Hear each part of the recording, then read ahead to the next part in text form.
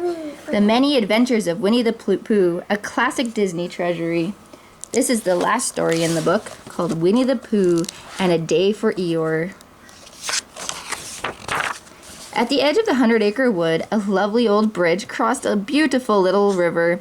Now, this bridge was a favorite spot of Winnie the Pooh. He would often wander there, doing nothing particular and thinking nothing in particular. But on one such wandering, something suddenly took Pooh's mind off nothing. And that something was a big brown pine cone, which dropped, plop, right onto his head. Pooh picked up the pine cone and gazed at it thoughtfully. As he walked along, he decided to make up a little poem. But while his head was occupied, he was trying to think of a word that would rhyme with cone. His feet to the left to their own devices, tripped over a tree root, and Pooh tumbled to the ground. Pooh kept on tumbling until he came to a stop on the bridge, just as the pine cone went skittering over the edge and into the water below. "Oh, bother," said Pooh. "I suppose I shall have to find another one." Now Pooh had every intention of doing just that, but the river was slipping away so peacefully beneath him that his thoughts began to slip away with it. "That's funny," Pooh said to himself as the pine cone drifted under the bridge and floated lazily downstream. "I dropped it on one side, and it came out on the other. He muttered to himself. "I wonder if it would do that again." So he collected a rather large and a rather small pine cone and tossed them over the far side of the bridge. Then he scurried to the other side and waited. "I wonder which one will come out first," said Pooh. As it turned out, the big one came out first, and the little one came out last, which was just what Pooh had hoped for. And that was the beginning of a game called Pooh Sticks, named for its inventor, Winnie the Pooh. Now, you might think it should have been called Pooh Cones, but since it was easier to collect a handful of sticks than an armful of cones, Pooh made a slight improvement on his original game. And so it came to pass that one fine day, Pooh, Piglet, Rabbit, and Roo were all on the bridge playing Pooh Sticks. "All right now," said Rabbit. "The first stick to pass all the way under the bridge wins. On your mark, get set, go!" Pooh, Piglet, Rabbit, and Roo all threw their sticks into the water. Then they raced to the other side of the bridge to see whose would come out first. "I can see mine," Roo shouted, pointing to a short black stick in the water. "I win! I win!" he cried, even as the stick suddenly spread its wings and flew off to join the other dragonflies flitting about. "Can you see yours, Pooh?" Piglet asked, peering down the gently flowing river. "No," said Pooh. "I expect my stick's stuck." "They always take longer than you think," Rabbit assured him, just as something long, gray, and quite stick-like floated into view. "Oh, I can see yours, Piglet," Pooh cried. "Are you sure it's mine?" Piglet asked doubtfully. "Sure," said Roo. "It's a gray one, a very big gray one." "Oh, no, it isn't," said Rabbit. It's Eyore!" Everyone shouted. "Don't pay attention to me," Eyore muttered as he floated by his friend's tail first. "Nobody ever does." Rabbit leaned over the bridge. "Eyore," he cried, "what are you doing down there?" "I'll give you 3 guesses," Eyore said flatly. "Fishing?" asked Pooh. "Wrong," said Eyore. "Going for a sail?" Roo guessed. "Wrong again." "Oh, waiting for someone to help you out of the river?" Rabbit tried. "That's right," Eyore mumbled more or less to himself. Give Rabbit the time and he'll get the answer." Piglet looked down at his friends in alarm. "Eyore," he cried. How should we? Do you think if we—" "Yes," Eyore said calmly, "one of those would be just the thing. Thank you, Piglet." "I've got an idea," Pooh offered hesitantly, "but I don't suppose it's a good one." "I don't suppose it is," Eyore gurgled as his head tipped beneath the water. "Go on, Pooh," Rabbit urged. "Let's have it." "Well," said Pooh, "if we all threw stones and things into the river on one side of Eyore, the stones would make waves, and the waves would wash him to the other side." "That's a fine idea," said Rabbit. "I'm glad we thought of it, Pooh." But Pooh had already gone off to find suitable stones. Eyore floated around and around in circles until finally Pooh reappeared, rolling a great big boulder onto the bridge. Rabbit immediately took charge. "Piglet," he directed, "give Pooh a little bit more room. Roo, get back a bit." And Pooh, he said, I think a little to the left. No, a little to the right. It took a while, but Pooh finally got the stone lined up to Rabbit's satisfaction. Pooh, Rabbit said then, when I say now, you can drop it. Then he turned to Eyore and said, when I say now, Pooh will drop the stone. Are you ready? 1, Rabbit counted. 2, and now, he cried. And with that, Pooh gave a mighty heave and sent the boulder off the bridge and right smack on top of Eyore. Oh dear, Pooh sighed as Eyore sank out of sight. Perhaps it wasn't such a very good idea after all. Pooh was still peering woefully at the spot where his friend had disappeared when Eyore came sloshing out of the water and onto the riverbank. Oh, Eyore, Piglet squealed, you're all wet. That happens when you've been in a river a long time, Eyore said, shaking himself dry and giving Piglets a bit of spath in the process. How did you fall into the river, Eyore? Rabbit asked. I didn't fall, Eyore said. I was bounced in. I was just sitting by the side of the river, minding my own business, when I received a loud bounce. But who did it? Pooh wanted to know. I expect it was Tigger, Piglet replied. The words were no sooner out of Piglet's mouth than Tigger himself bounced onto the scene and knocked Rabbit flat onto his back. Eyore, Rabbit said, scrambling to his feet. It was Tigger who bounced you. I didn't bounce him, said Tigger. I happened to be behind Eyore, and I simply coughed. You bounced me, Eyore said accusingly. I didn't bounce, Tigger repeated. I coughed. Bouncing or coughing, said Eyore. It's all the same. Oh, no, it's not, Tigger insisted. But after several more rounds of bounced cough, it did toot, Tigger finally admitted that he in fact bounced Eyore into the water. It was just a joke, he said sheepishly. But no one was laughing, least of all Eyore. Some people have no sense of humor, Tigger grumbled, as he went off bouncing into the woods. Tigger's so thoughtless, Rabbit said. Why should Tigger think of me? Eyore said. No one else does. Why do you say that, Eyore? Pooh asked. But Eyore was already shumbling away, head hung, shoulders drooping. Eyore followed the stream back to his gloomy spot. As he sat there under what seemed to be his very own rain cloud, he could see his sad face in the water, pathetic.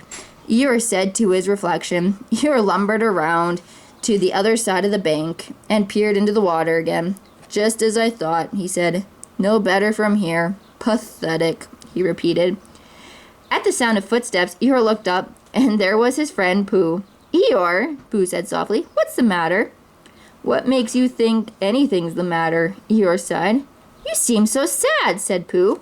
Why should I be sad? Eyore asked sadly, and then answering his own question, he said, It's my birthday, the happiest day of the year. Your birthday? Pooh said, surprised. Of course. Can't you see the presents?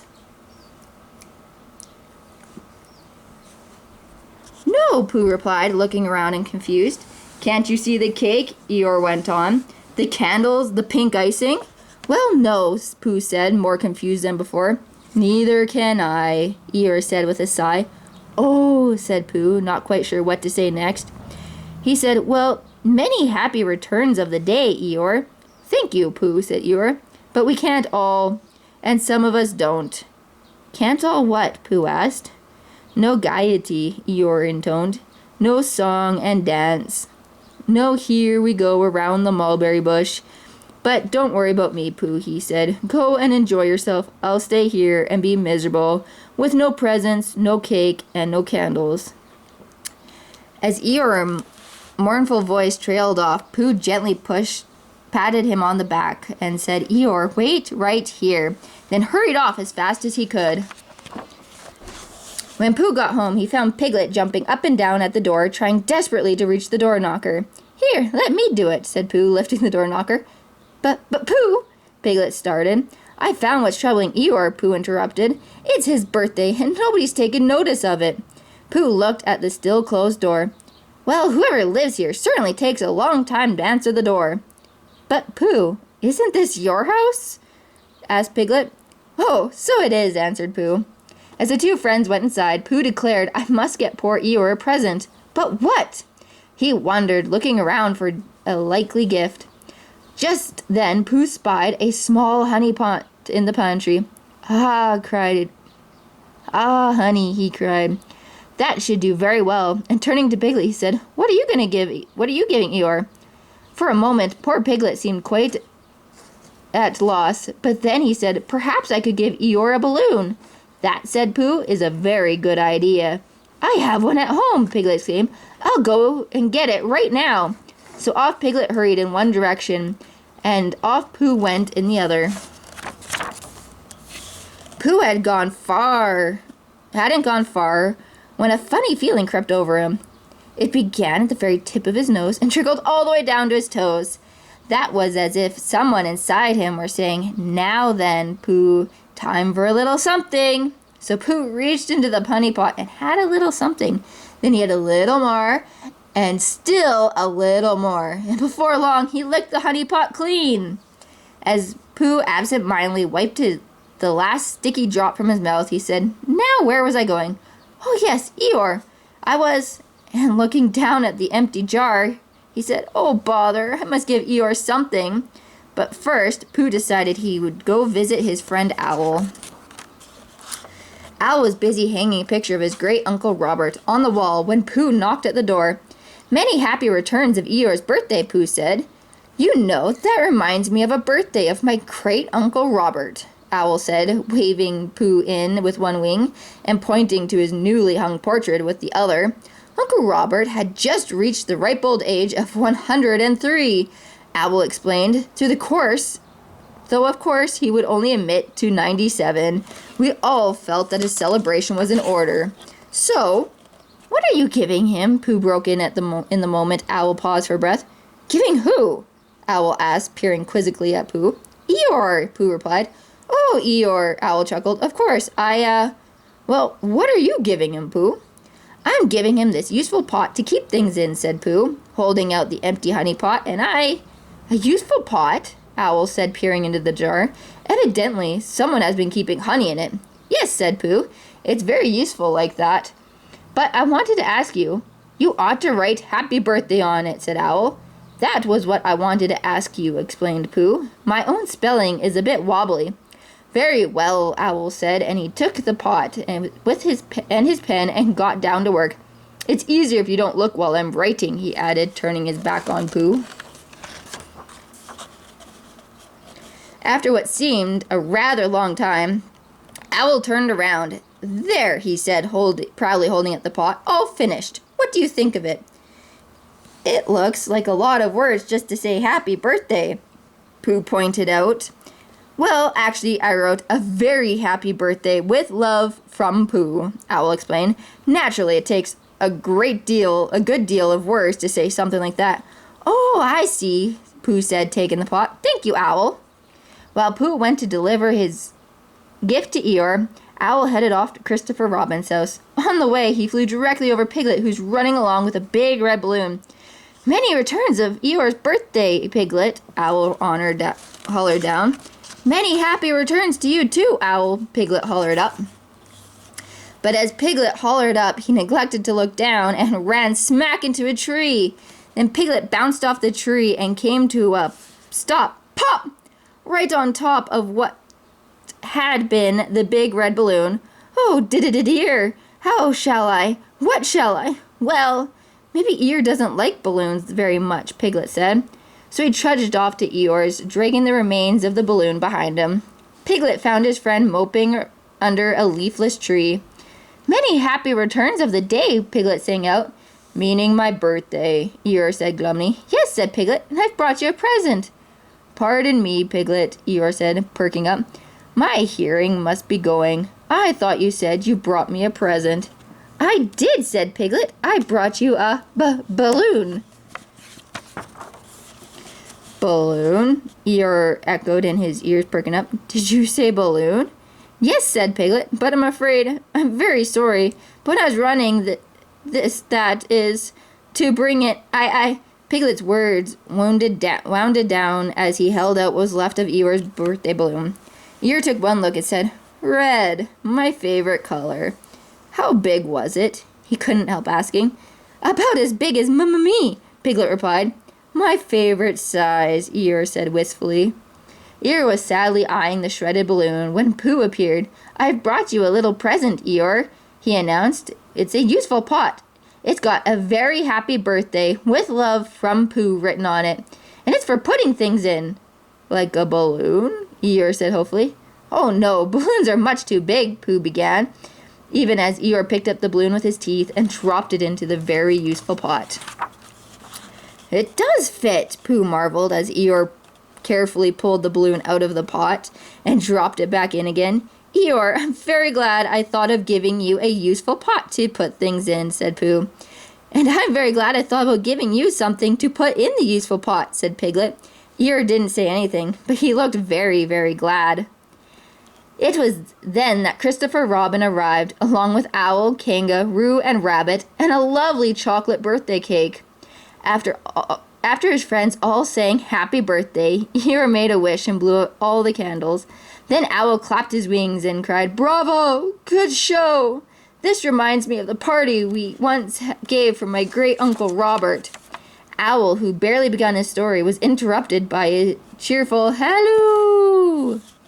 Oh no, oh no, oh no, cried Rabbit just as Tigger bounced right into him, knocking him to the ground. Hello, Tigger, said Roo. We're having a party. A party? Cried Tigger. Oh boy, oh boy, oh boy, Tiggers love parties. And with no further ado, he bounced right over to the table and gobbled up a fistful of cake. You've got a very lot of nerve showing up here after what you did to Eyore, Rabbit scowled Tigger. I think you should leave now. Aw, let him stay, cried Roo. What do you think, Christopher Robin? Pooh asked. I think, said Christopher Robin, we ought to play Pooh Sticks. And that's exactly what they did. Eyore, who had never played the game before, won more times than anybody else. But poor Tigger didn't win at all. When it was time for everyone to go home, Tigger threw down his stick and grumbled, Tiggers don't like Pooh Sticks. Then instead of going off in his usual bouncy way, he walked off with his head down and no bounce at all. I'd be happy to tell you my secret for winning Pooh Sticks, Eyore said, hurrying after Tigger. It's easy. You just have to let your stick drop in a twitchy sort of way. Oh yeah, said Tigger, brightening up immediately. I forgot to twitch. That was my problem. And then, just because he was feeling happy, he began bouncing again. And of course, he bounced right into Eyore. Meanwhile, Pooh and Piglet and Christopher Robin lingered on the bridge, quietly watching the peaceful stream.